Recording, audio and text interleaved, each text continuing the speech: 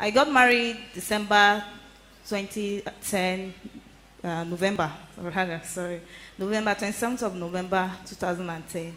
Then, like most couples, we believed that I would get pregnant immediately, but it didn't happen that way. The third month, which was February 2011, I started having pain, serious pains, very pain. So I had to go to the hospital. So by the time I got to the hospital, my doctor told me that I had fibroids, that the fibroids were maybe about 6 or so, both inside and outside of my womb. So, but he encouraged me and told me that that doesn't mean that I couldn't get pregnant. So he placed me on drugs. I started taking the drugs. And after a while, I just stopped the drugs. Because my husband told me that there's no need to, we just wait on the Lord, that we are not in a hurry.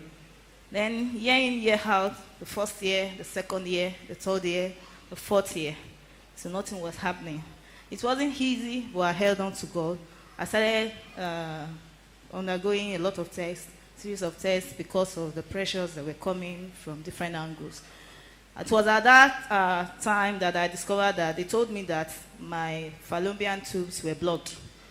So it was not a matter of the fibroids alone. Now the 2 fallopian tubes are blocked, and they told me that I have 2 options. Either I go for the surgery or I undergo the IVF. And my husband asked me what I wanted to do. So I told him that I'm scared of operation. I didn't want to undergo the operation.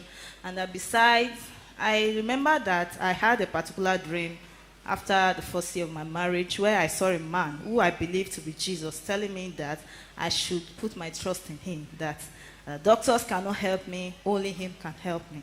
So each time I get discouraged, each time I feel like giving up, I just hold on to God. And I hold on to the passage in the Bible that talks about God making a way where there is no way. So every year, every month, like I usually do, I go for a pregnancy test. I go for pregnancy test even though I wasn't on drug. So I go from hospital to hospital, lab to lab, so that they won't just know that there is a particular lady coming, even though they've been telling her. So in order to avoid a lot of embarrassment, so I go from different hospitals to different hospitals.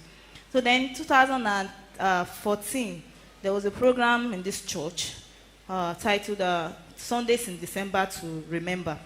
And I was going to travel. I had to travel that December because my husband does not work in Ibadan.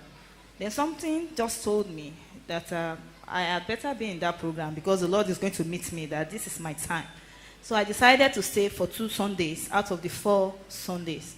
So on the first Sunday, to be precise, I was here outside when they called people that were believing for one thing or the other. And I remember that when I was being prayed for, I felt a hand touch me. And I fell on my knees as if something just dropped, like a weight dropped within me. And I went back home, and I told my husband that the Lord has done it. So at the end of December, of course, I didn't see anything. January, I didn't see anything. I didn't know I was pregnant. Then February, on the last day of February, this same voice came to me and told me that you had better go and check yourself.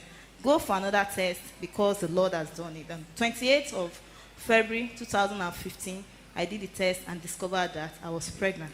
So I called my husband. I told him that something has happened. Said I should not be too excited. I should just wait for him to come back. Then we went to the hospital, and the doctors did the test, and they told me that I was actually pregnant. So I want to tell anyone in this place that may be believing for one thing or the other. Maybe you have been told that this thing is not possible.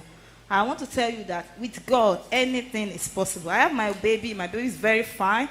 He's doing well, and it is the Lord that has done it. Praise the Lord.